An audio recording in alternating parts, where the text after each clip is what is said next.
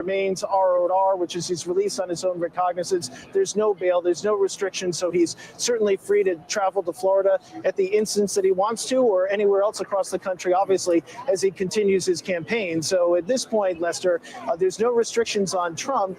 The question here going forward, and something that we're going to need to report out and get some clarity on, it was not addressed in court, is whether or not the gag order remains in place.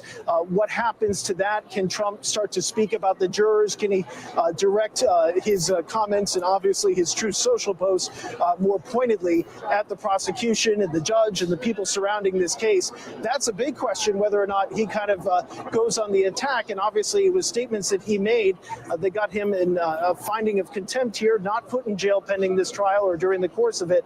But that's something that is a bit of a question, and perhaps a significant one, knowing how much the president likes to talk about his particular Trump cases, in this case in particular. Trump has been found guilty on all 34 counts. I'm in shock. Like, I'm not surprised, but I'm a little in shock that they found him guilty on all 34 counts. The judge might. I don't think this is going to stop nothing, though. For real. Thank them. A lot of times attorneys try to speak to the jurors. They want to learn what worked, what didn't about their cases.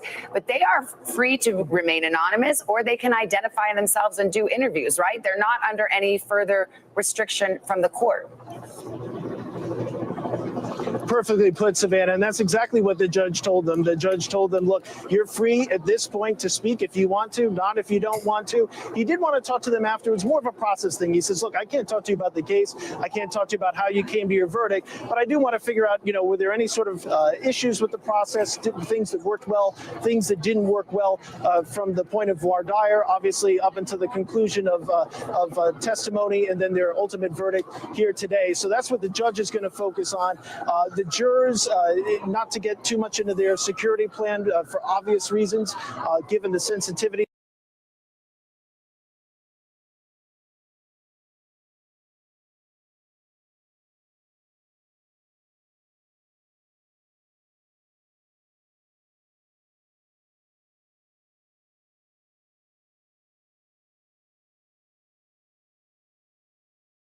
Behind me any minute. That's not what's going to be occurring. All right, Tom, we want to point out that we've learned that DA Bragg is going to be holding a news conference, making some remarks. We're told about 6:30 Eastern time. So where are we? About 45 minutes from now. We will look for that.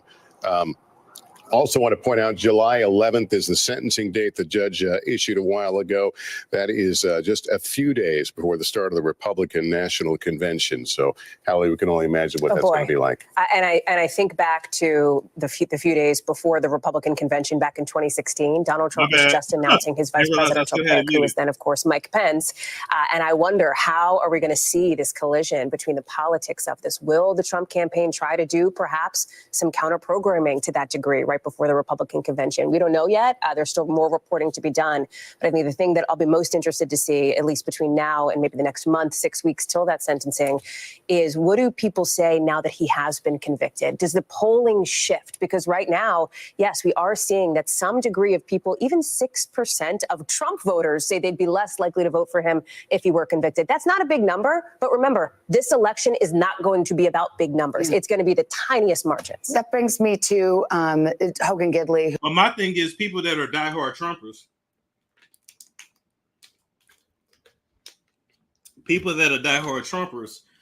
they don't give a damn if he's been convicted. You know how much dirt is out there on Trump? They don't care.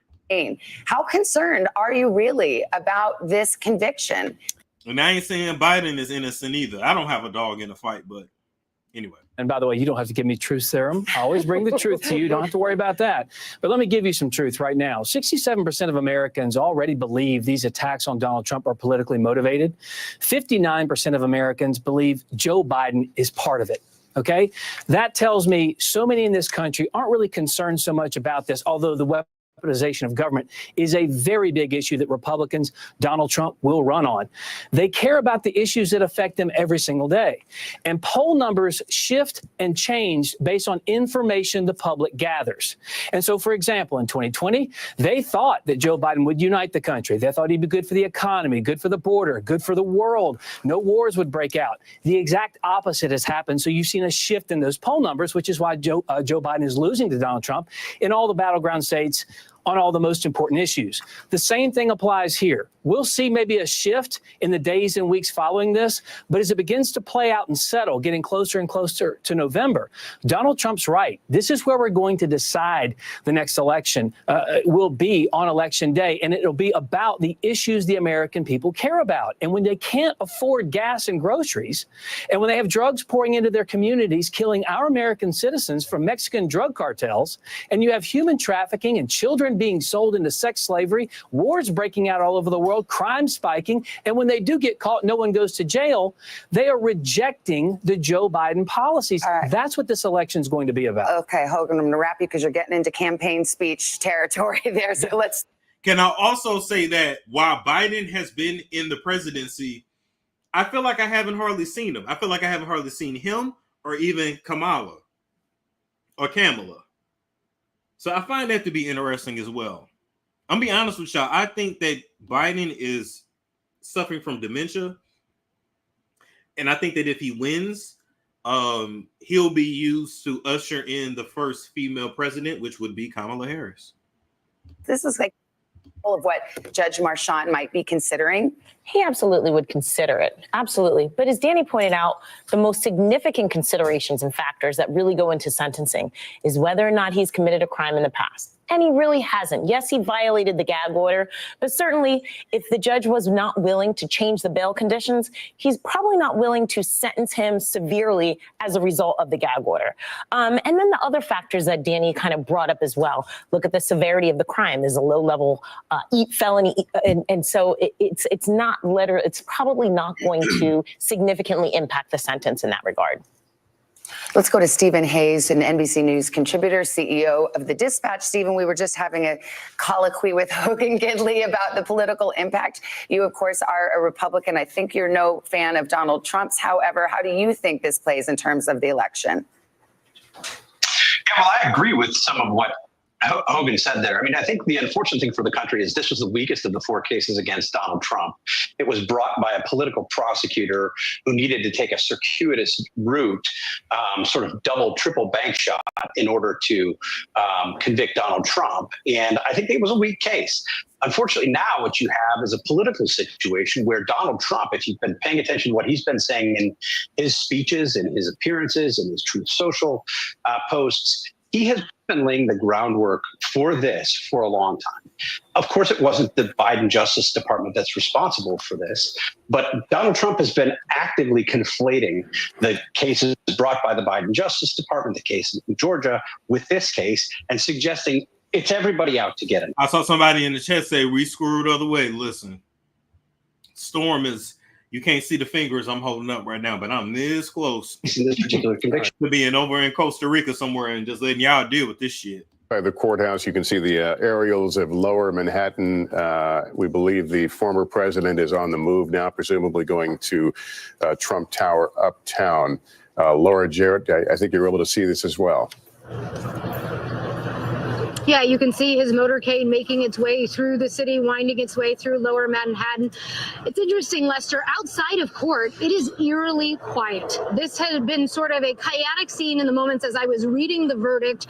You could hear a lot of cheers, a lot of boos. It all came very quickly as the 34 counts were coming in, as long as it took to read that. But right now, it is remarkably peaceful. There's obviously swarming with law enforcement that have been gearing up for this moment. Not predicting that he would be found guilty, but prepared for whatever may come, whatever the security risk is. These are law enforcement professionals that have trained for high-profile cases before, but obviously this is different. The stakes are higher. It is politically tinged. It has been sort of a tinderbox in this First Amendment area outside of court, where just weeks ago a man set himself on fire mere steps away from the courthouse. So law enforcement has been ready for this moment, prepared for this moment, whatever the verdict might be, and we continue to watch now the former president of the United States, now convicted of those 34 felonies, working his way through the city now a different status, not politically, perhaps, as you guys have been discussing for the past half an hour, but certainly legally. He is different in a different category today, now having been convicted of these crimes. All right, let me turn back to Kristen, if I can, to talk about the impact of this. We've already heard from some of the supporters of the former president. They believe this was a political process. So clearly there is suspicion, a suspicious glare glancing toward the court. But what about, or toward the prosecution, but what about the court itself? Has it suffered? I hope not. I think absolutely. Listen, the narrative that a lot of the Trump supporters are going to have is going to be maintained. They're going to say this was politically motivated. It was a witch hunt on the side of the prosecution. But we've already heard some negative comments regarding George Mershon and specifically his daughter and her affiliations with the Democratic Party, whether true or not, and how it impacted the case. And so absolutely, they're going to look at the court system. And of course, they're going to look at the jurors as well. Trump has made some statements about the jurors early on before the trial started. So I absolutely think so. But at the end of the day, you know, I think one of the things that's really important here is Trump's attorneys had the opportunity to select the jury. That was part of the judicial system. And that is exactly what played out here. Trump had certain constitutional rights that were abided by and respected. And that's exactly what we saw in this trial. And at the end of the day, I think all of this could objectively agree that Judge Mershon acted appropriately, fairly, and he conscientiously made sure that he applied the law as it was intended to be applied, as precedent had dictated it should be applied. It's interesting because in that very brief statement we heard from the former president, he took on the issue of venue, saying that this trial should have never been conducted. So he was convicted on criminal hush money.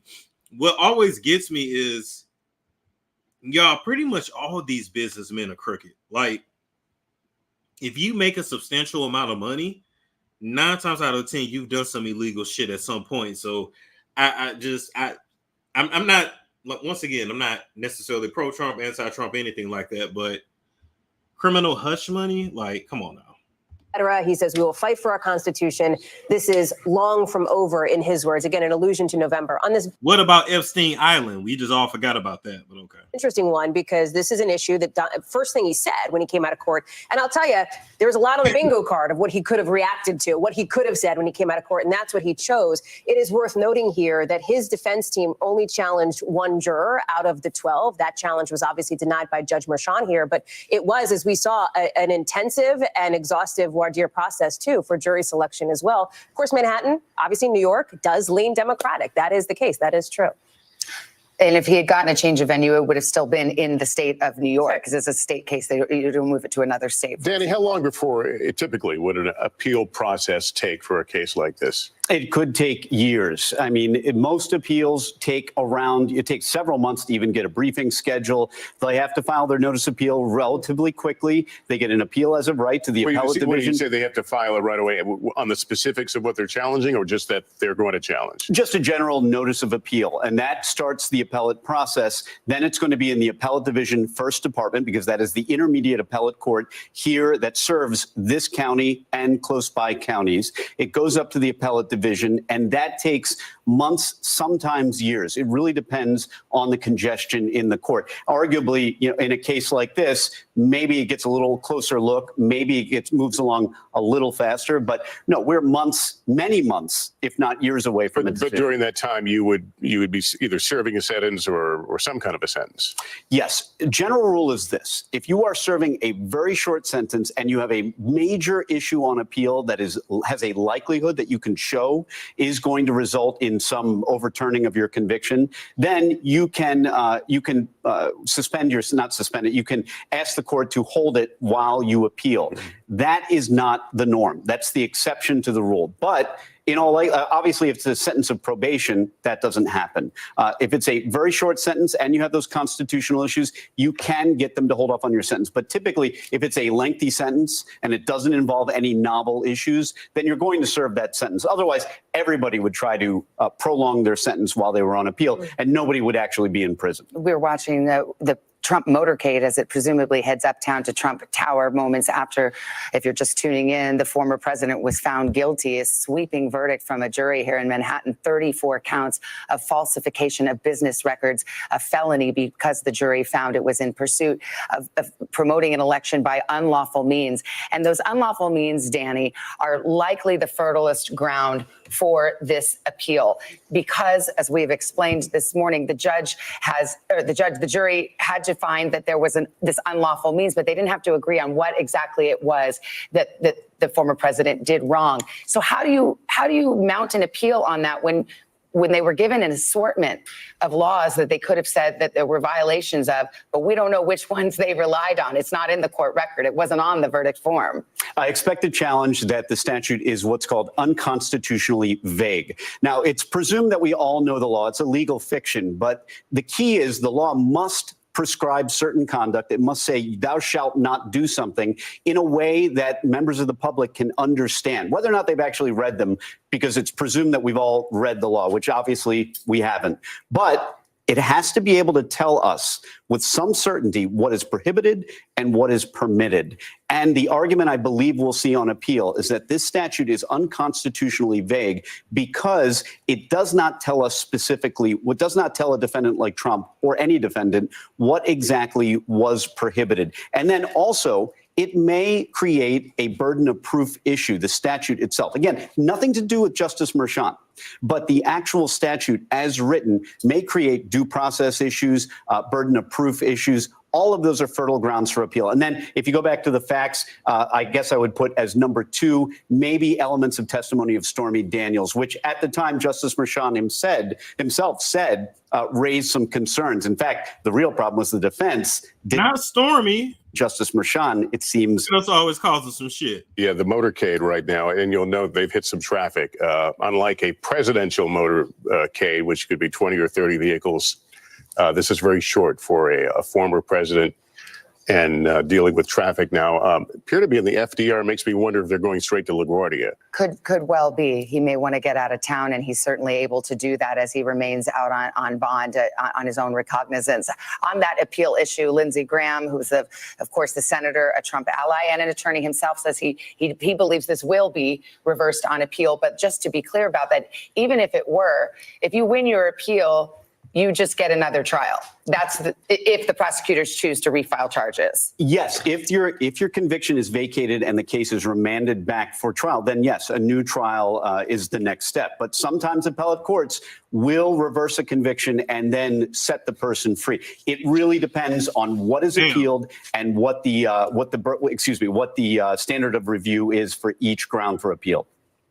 All right, we want to look what's happening behind the scenes at the courthouse itself. Dasha Burns has been there. Dasha, you were with us as people were crowding in on word that there had been a decision. What's it like now?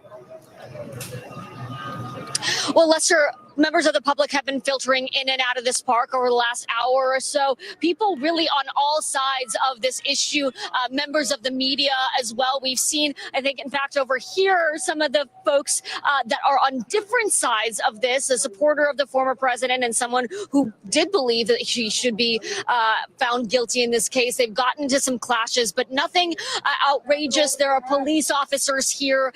Some people certainly getting passionate, though, because this is obviously a historic moment. I've been talking to who called Trump a pale pookie? Y'all are hilarious. Pale pookie is wild. There go some niggas. Go solidify and harden and amplify the support for the former president because they've been listening to what he's been putting out there, what his team has been putting out there. It is a pretty calm scene. I'll tell you, we did hear those cheers and those boos when we first heard the verdict, but otherwise people have been here. They've been discussing this really important moment, a few arguments, some debates, but mostly everyone is just taking in what we have just seen, what we've just experienced, and asking a lot of questions about what exactly is next here. There are more folks having sort of a debate here this is the First Amendment rights that people are demonstrating right now. They are allowed to be here. They're allowed to make their voices heard. And again, people on all sides of this issue. We've met folks from Long Island, from New Jersey, from the Bronx, from all across the tri-state area that came here to witness all of this, Lester. And one of the names that has loomed so large in this trial, and Michael Cohen. Yeah. We haven't talked about him much here this afternoon. Are we hearing from him? We are, just in the last few minutes here. He, of course, was the prosecution's star witness, somebody who, of course, has lied and has acknowledged lying. The defense, boy, did they target him repeatedly throughout this trial, including in closing arguments, essentially saying to the jury, how can you believe anything that Michael Cohen says? This guy just doesn't tell the truth. Cohen now says today is an important day for accountability and the rule of law. He says, well, it's been a difficult journey for me and my family. The truth always matters. He goes on to thank his attorneys for their advice and support. One of the things the prosecutors tried to do in their questioning of Michael Cohen was try to draw out, it seemed, try to elicit some empathy from the jurors to what Cohen has gone through. He talked a bit about how this process, testifying against the guy who used to be his boss, somebody who he says he was incredibly close to, was his so-called fixer for many years, how this has been incredibly difficult on his family, on him, on his personal life. Justified some of his anger. Yeah, they tried to sort of make that case to the jury. The defense obviously tried to poke holes in it, but it is notable that we're hearing from Cohen tonight. To say he was a fraught witness is an understatement 100%. because he had lied, admittedly, repeatedly to Congress, to federal court, to prosecutors, to his family, to Donald Trump. He was caught on the stand acknowledging that he had stolen from his former boss.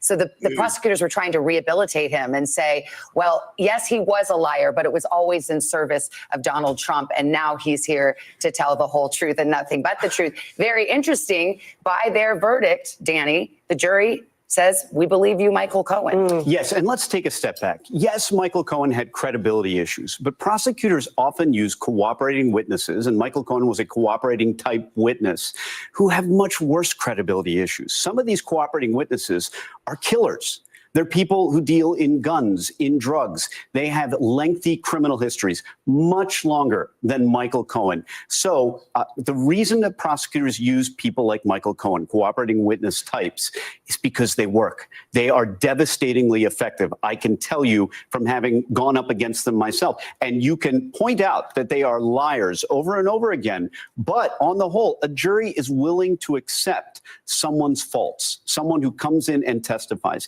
And the prosecution will usually own it, just as they did in this case. Not only did they own it, they had no problem throughout their case in chief with Michael Cohen being hit with credibility shrapnel throughout. He was painted by their own witnesses as a sometimes tragic, sometimes... Don't they all lie, though? Like, let's be real. Don't they, Michael Cohen, Trump, don't they all lie? I'm just saying. For a low, low price. It's Donald Trump who chose Michael Cohen as his lawyer and fixer, and that is his relevance to the case. We have Jen Psaki with us now, of course, former press secretary at the White House for President Biden. So we've talked a lot about what the potential political ramifications are of a conviction, and we are in uncharted territory. So I think, honestly, some humility here, because nobody knows. We've never had a convicted felon as a former president or as a candidate for federal office. But how do you believe the Biden administration, the Biden campaign will be handling this, and how do you think they should? Well, you can already see from the last hour or so how they're starting to handle it. And one is the White House had a very short, minimal statement that basically referred to believing in the rule of law. The campaign had a much longer statement. One of the key lines in that campaign statement was about how the only way to ensure Donald Trump is not in the Oval Office is the ballot box, which what that tells you is that they are not relying on this conviction, Trump going to jail or whatever the sentencing will be, which we won't know for some time either, as the way to get rid of Donald Trump. Didn't I just say that, though? People who are pro-Trump, this is not going to deter them from voting for him. Just saying. From celebrating. This is not a time to celebrate. As you said, this is a very serious moment. This is a jury of the former president's peers who just convicted him of crimes on 34 counts. I mean, this is a serious moment. No cheering, no celebrating. Treat it with the seriousness that it warrants. On the campaign, they also have to manage that. What's tricky is they're going to fundraise off of this. They already are. They already are. So they're going to fundraise off of it, but I think it's going to be a balance for them. They're not betting on this as being a factor because, as you said, we don't know. We don't know. We see what polls have said, but polls have even said it's a very small number of Republicans this could move. But my bet is they're not betting on this. They're betting on the ability to turn the conversation to other things which they want to do. Well, it's good for the goose and it's good for the gander. The Biden campaign's fundraising off it. So is Donald Trump. He's got a post out where he has his image and it says political prisoner. That's right. It's at least I believe the Democratic campaign arm fundraising off of this at this point. I think the campaign probably will too. I think we should expect that. And to your point, Trump will as well. Everybody will raise money. That says something about the political system we're in right now, no question. Well, another point of agreement, which Hallie pointed out, is that both candidates here, Biden and Trump, agree that this gets settled on November 5th, not in any court of law, but at the ballot box by the voters who are watching right now. Yes, I was just going to say that was the point in the Biden team's statement that actually stuck out to me, right? It is not suggesting it's over. It's saying this is at the ballot box, people. Stay focused. We have a debate coming up. This is not going to change. Don't become complacent in this moment. And that's exactly what Donald Trump said. The verdict will come on November 5th. In some ways, it's kind of I don't want to overstate it and say it's a starting gun, but it is certainly a pivot point. We don't know how it's going to pivot, but it is in some ways a reset for these campaigns as they now have this chapter behind them, this hush money trial behind them, and they move forward. To the point that you two are making, we know what the big issues are going to be for this election. At least we know what they are right now. The economy and immigration. The polling has been very consistent on that. Legal issues, so much as they may move a small slice of perhaps independent voters, does not rate, at least not right now, as one of the biggest issues for voters when they're thinking about going to the ballot box come November. The other piece of this, and Savannah, I think it's so important that you talk about a little bit of humility on the part of political pundits, reporters, analysts. We do not know how the polling will shake out or how people will feel now that Donald Trump has been convicted on all these counts. But here is something we do know, that the Republican Party is rallying around him, even in just the last 90 minutes. We have seen an avalanche of statements coming out from Republican lawmakers, from allies of the former president. Interestingly, from people on that sweepstakes list who are immediately calling this, in the words of some of them, a quote unquote travesty of justice in their view, et cetera. People who are auditioning to be Trump's VP candidate. He hasn't chosen one yet. No, and he may not until maybe close to his sentencing date on July 11th here. There's this interesting sort of litmus test moment, too, that has just come up. The former president's campaign leader, campaign manager, Chris LaCivita, is telling one Maryland Senate candidate, Larry Hogan, a never Trumper who is running on the Republican ticket to try to win a potentially critical Senate seat here, coming out, Larry Hogan saying, we've got to respect the rule of law here. Chris LaCivita says, you just ended your campaign. I mean, the Trump campaign sees this as a way to rally Republicans around them. Now, it is not necessarily Republicans who they need to win come November. That is going to be, I think, the pinch point here for both sides come the fall. Yeah, let me turn to Hogan Gidley, this idea. How will independents read this? Well, I mean, it remains to be seen. But as I said, right now, a majority, 68% of independents believe that these attacks are politically motivated. And look, you have to motivate your base to win elections. That is obvious. Donald Trump does that. Joe Biden may be doing that to some degree. But those independents are obviously coveted by campaigns. And how you speak to them and how you talk to them matters. The issues they face every single day, as I was trying to get to in the previous segment, is what I think they will actually ultimately end up voting on, because those are the issues that really impact their daily lives, their children, their own futures, their houses, their car payments, their rent payments. So this is a huge day in politics. Make no mistake about that. And we're going to be talking about it for quite some time, up to and including when the sentencing happens. But the American people are largely going to tune this out and probably have up until this point. They'll pay attention today, maybe tomorrow, but then they're back on to talk about the challenges that they face every single day. And this is the campaign. This is the fight. What can we do on the right to point to all the failures of the Joe Biden campaign and Joe Biden's administration? And what can Joe Biden do to say, look, we don't like Donald Trump, J6, abortion, threat to democracy, et cetera. Those will be the battle lines in this campaign. What do you think the biggest risk is for Democrats as they figure out how to react to this publicly? to think that this will end Donald Trump. I mean, the most overused word in the Trump administration time period from the media was the word bombshell, and it seemed to happen every single day. Yes, it's a bombshell today, but really does it impact anything going forward? So if they don't understand the fact that Donald Trump has taken hit after hit before he was president, while he was president, and since he's been president, then they're in for a rude awakening come November. Well, let me just ask you about that, Hogan, because, I mean, Donald Trump is certainly very happy to talk about the ways he feels he's been victimized. Do you hope, as his former advisor, would you say, okay, you say your piece about this verdict, but then move on? Because people, to your point, want to hear about these pocketbook issues. They want to hear about immigration. They want to hear about economy. They want to hear about reproductive rights. Would that be your advice to your friends? That's the shit I definitely want to hear about. Really have to mainly border control. Even allude to those challenges the American people face every. No shade. After the verdict, he came out and made points about that. Those are the issues the American people care about. And of course, Donald Trump is going to say this was rigged. Of course, he's going to say it's a weaponized government against him because we see it. And a majority of the American people believe it, as I pointed to in the polling. But at the end of the day, it's can you pay for your gas and can you pay for your groceries? And right now they can't. Donald Trump, in a unique position, can say, while I was president of the United States, it's not if you elect me, I promise I'll do this. It's I was president. Gas was affordable. Interest rates were lower. Inflation lower. Southern border was closed. He can point to victories. And if he can remind people of that and make this election about them, I think he's going to be in really good shape. Hogan, let's do point counterpoint, because you're here. You've made your case. Jen Psaki is here, who used to make her case at the White House podium in the press room. So what is your answer to that? I mean, I would say from a person who's been watching this closely, Trump has given no indication that he wants to talk about all of those issues. We'll see what happens in the coming weeks. But his campaign has essentially been about how he is the victim, right? And he is represented. That put aside, that's a pretty hair color. I don't give a fuck about what you're talking about. That's a pretty hair color, though. But yeah, I don't know. I mean, how are you guys feeling? Like I said, I still think that this is not going to deter anybody who was going to vote for him from voting for him.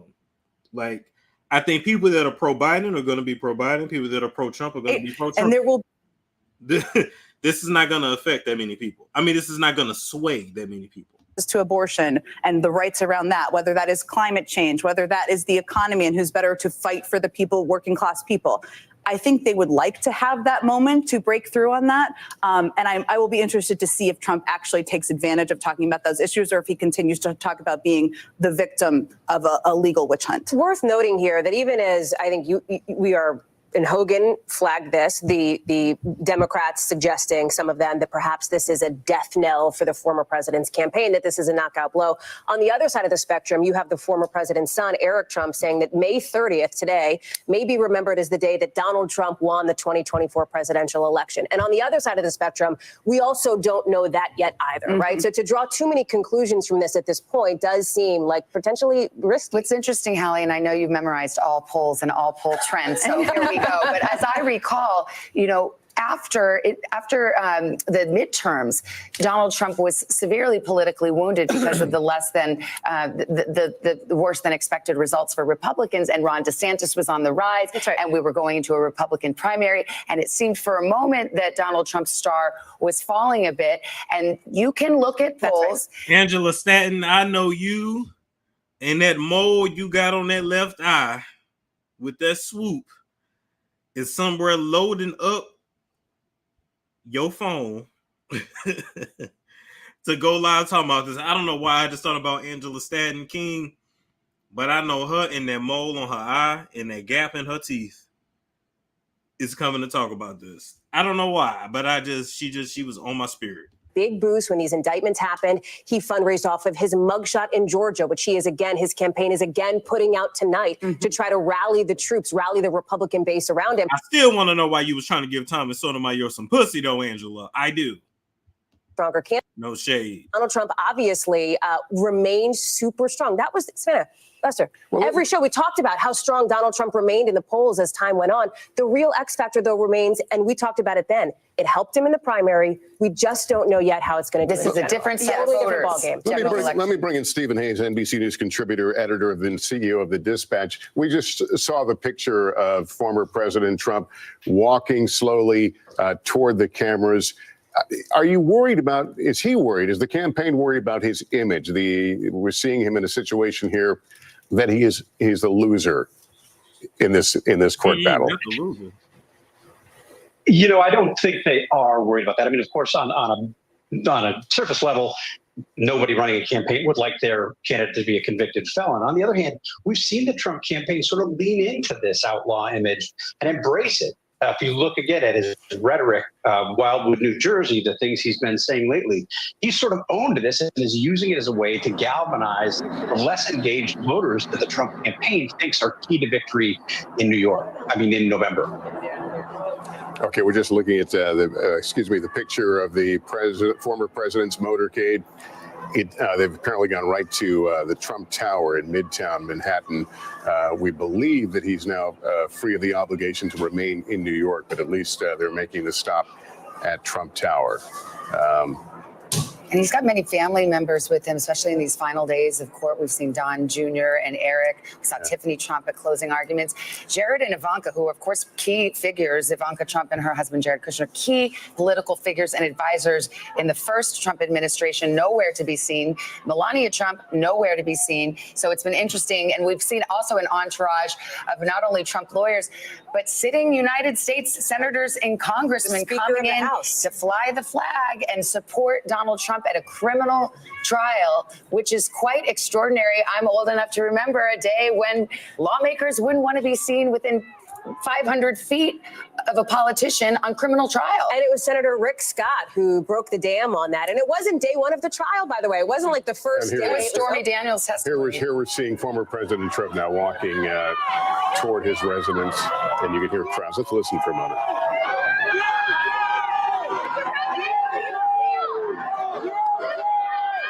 Damn.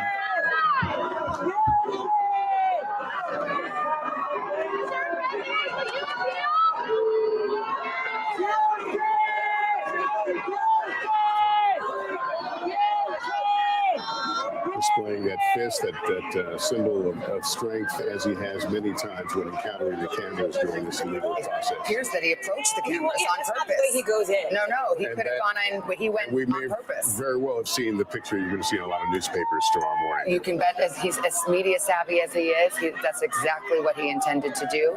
He may have even reflected on his moment at the podium after the courthouse, where he looked very serious, very grim, and maybe wanted to have a different picture on the front page of the tabloids and the newspapers tomorrow. Hey, Tom, Tom Witter, what have you learned about what happens now, certainly between now and July?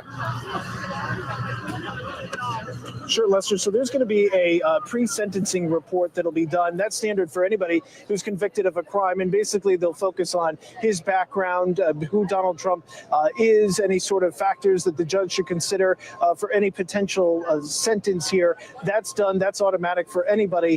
And then from there, the judge has a decision to make. And he has a decision to make as to whether or not he believes that the conduct that he witnessed, the testimony that he saw, the evidence that came before his court, and the jury's obvious straight guilty verdict here today, whether or not that ultimately ends up in any sort of potential jail time. It's probably pretty unlikely, Lester, given the fact that Donald Trump has no criminal history. The other investigations, they don't count when it comes into this because he hasn't gone to trial in those other cases. So that doesn't come into play. I think as far as the judge's focus, he needs to look at it. I'll note being in court for when his CFO was found guilty, Alan Weisselberg, when as part of the trial into the Trump organization. Alan Weisselberg obviously previously pleaded guilty, but the judge did notice certain things about the conduct of Weisselberg. So what does that tell us, Lester? It just tells us the judge is definitely paying attention, based on my experience in the courtroom, of the specific conducts and elements of the crimes that he would have heard. Whether or not that ultimately impacts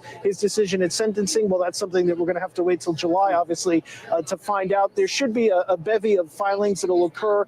They're told to file anything on the record by June 13th. Of course, course, the appellate process you've well gone over with Danny. But as far as the next steps in the sentencing leading up to that July 11th at 10 a.m. date at the courthouse behind us here, there's just going to be a number of paper filings. We don't expect anything else with the asterisk on that gag order that we talked about earlier.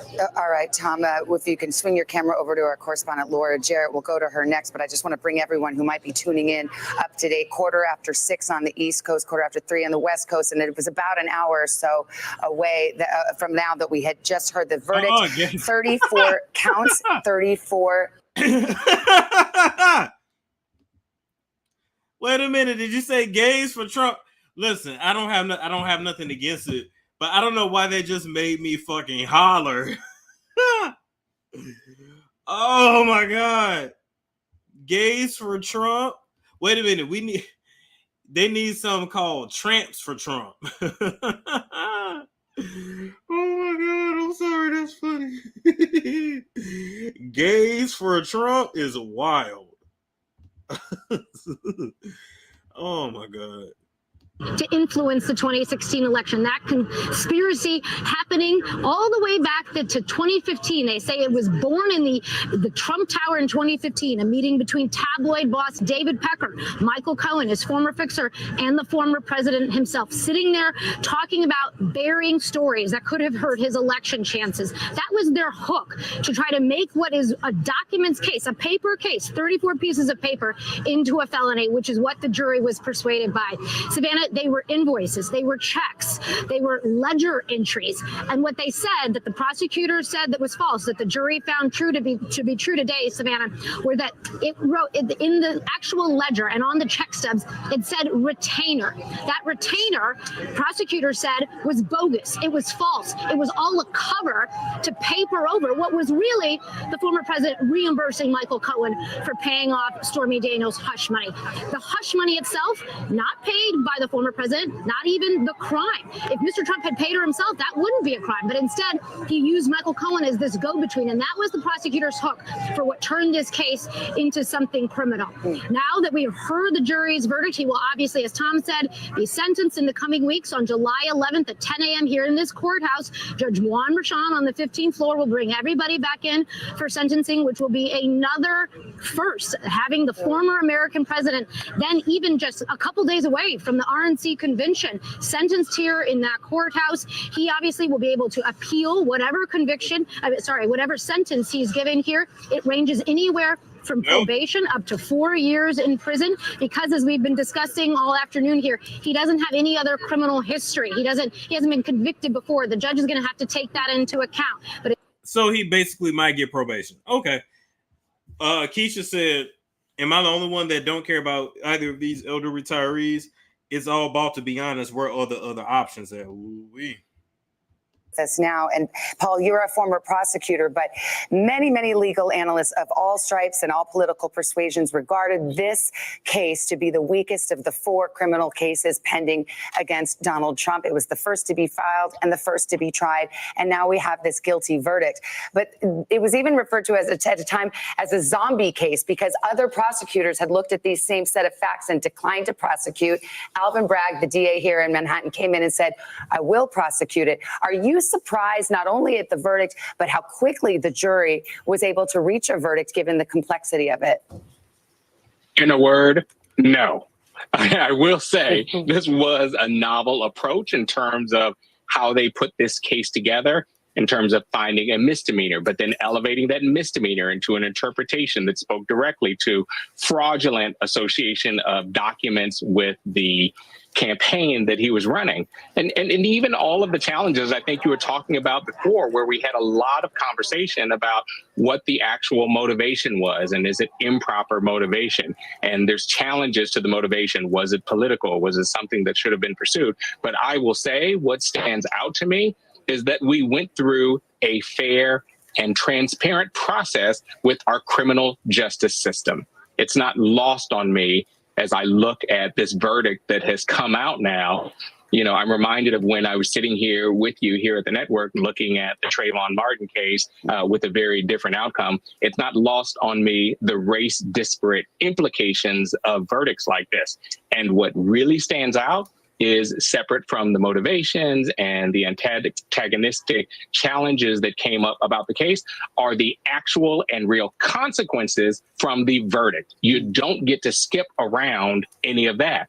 You know, I know Donald Trump is challenging all of this right now, and he's saying that the real verdict comes out in November with the election, but there are real consequences just from that verdict. He cannot join the military. Not that he would or could. He cannot get a federal job. I think one of the things that stands out to me is that he can't vote in some states now because of this conviction. He can't own a gun. In states like Virginia, Tennessee, Iowa, and Kentucky, he's banned for life with a felony conviction. In states like Florida, Alabama, Arizona, he won't be able to unless all of his fines, fees, and penalties are paid. And we haven't talked about the fine, fees, and penalties, but they're going to be substantial in a case like this. I know there is jail time associated with up to 4 years for every felony conviction, and that's not likely. But the fines, fees, and penalties associated with what's going to come from this verdict are real and will have actual repercussions for Donald Trump personally. I think that's a real way to approach looking at what the consequences are going to be. That pre-sentencing report that's going to come out is going to be very telling in terms of what independent, objective agencies with parole are looking at in terms of the influence for the judges. I'm sorry, y'all comments is cracking me up. I'm looking forward to those arguments specifically from prosecutors about what they're asking for in the sentencing because of this conviction.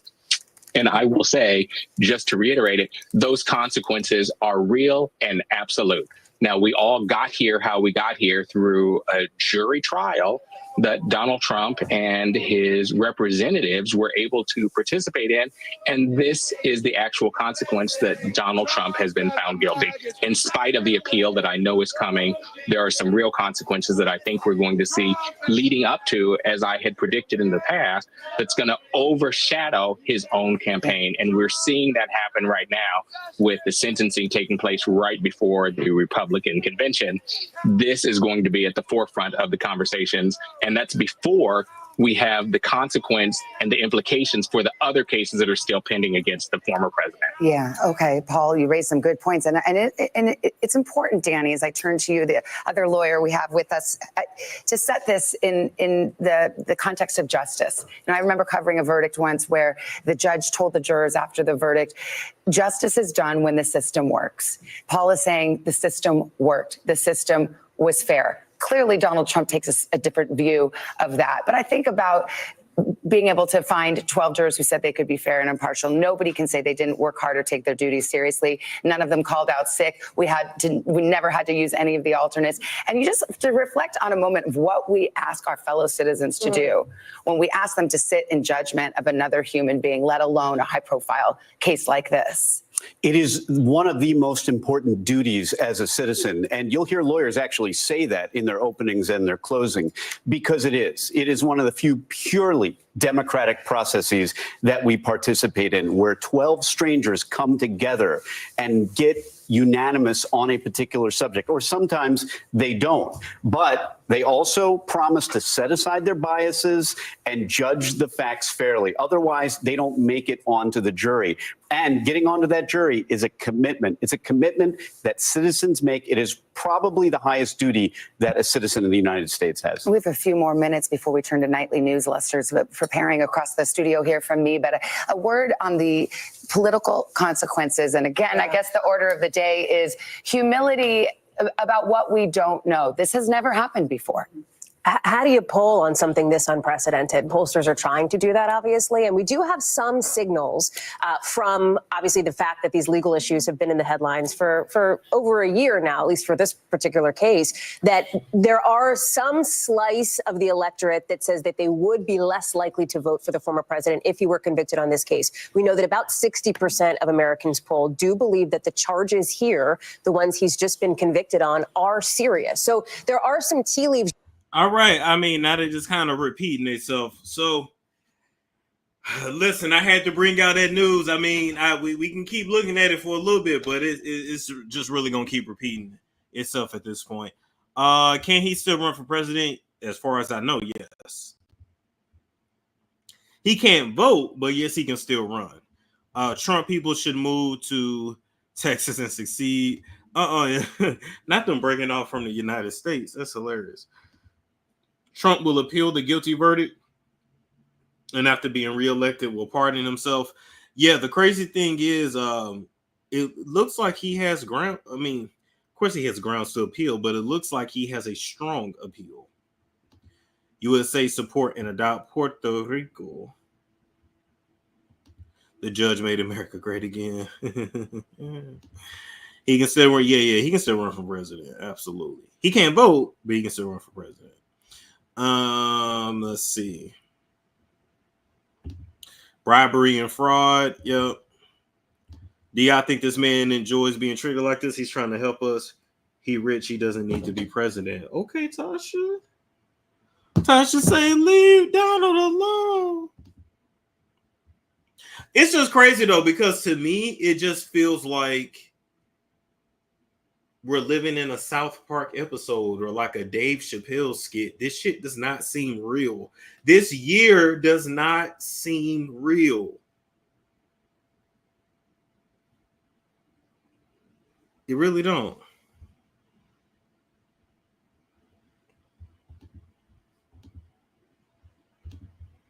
How do we even get to these two old guys in the first place? They're the same person. That part. Okay, let me see if they talk about anything else. Has been convicted of 34 felony counts. He will be sentenced on July 1st. That concludes this NBC News special report. Right. We have much more on. All right, people, that's it. That's it. Sentence on July 1st. Thought it was July 11th, but July 1st. It's a whole production. Facts. Storm my roof for president. Hey, listen. How old you gotta be to run for president? Let me see. How old to run for president? You gotta be 35. So I'll be 30. I'll literally be 35 in 2028. Yeah, I would literally be 35.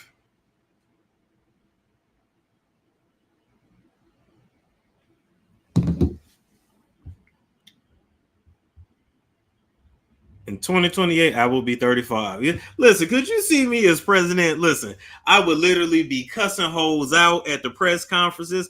The fucking presidential debates would be wild. Like the roasting and gagging at the presidential debates would be wild. But they would have to clean up a lot of my internet. A lot of my internet history would have to be cleaned up. But hell, shit, even Melania was butt ass naked, so I mean anything can happen. Storm for president. I know that's right. Voting is cattle battle. I don't want to become a Freemason though. That's the thing. It's giving lost vibes for real. You'll be fine, right? Storm's Google. Oh my god.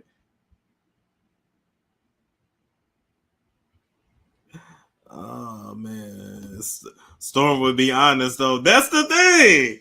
They be like, "What we gonna do, Storm? Shit, we fuck, baby. Save your money." Nah, it's a lot of changes I would definitely make though. But I'm not politically correct, so I would have to I would literally have to be taught like how to move, how to conduct myself. I would have to get married.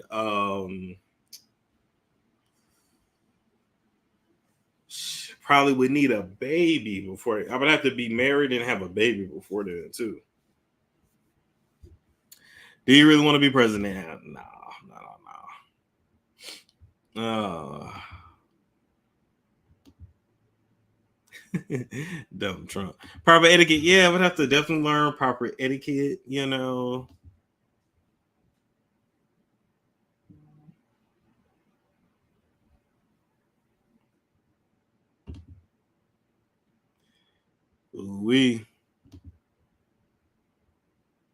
And get a puppy too. Right. Yep, gotta have the wife and the baby and a puppy. That's true. I am not a Mason, no ma'am. No, ma'am. I'm not a Mason.